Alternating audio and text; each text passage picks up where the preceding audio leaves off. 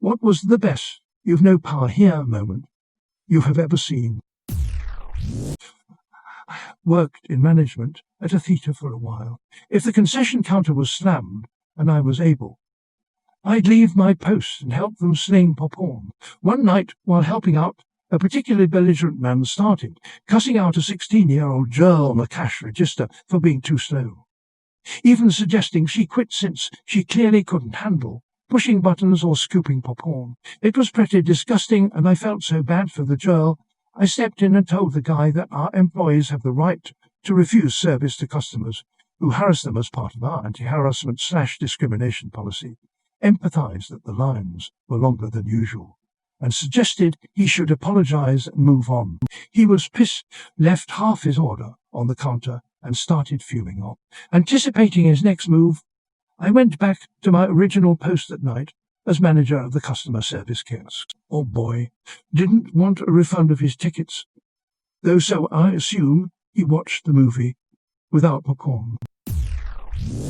I worked for 8 years servicing communications equipment on site. 5 of those years were as the department manager. When oil was found in our area, most of my team were pulling 12-hour days, 6 days a week, and we were struggling to hire people quick enough.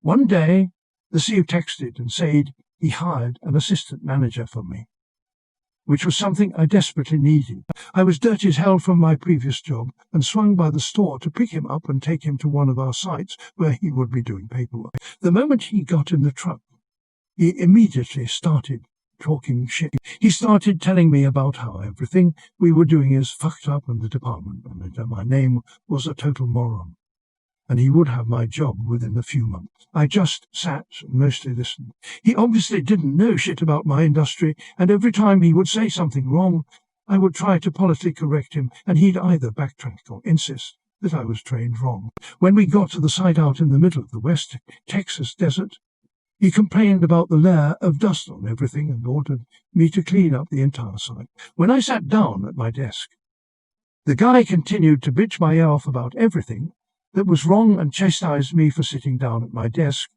when he told me to clean up the site. So I called for a taxi, filled out a notice of termination, and handed it to him. He looked absolutely shocked. Then he defiantly protested that only CEO could fire him. I said my name, right? He sheepishly nodded. So I stuck my hand out for a handshake and introduced myself. I can teach anyone how to service equipment, but I don't have a clue how to teach someone to not be an ass.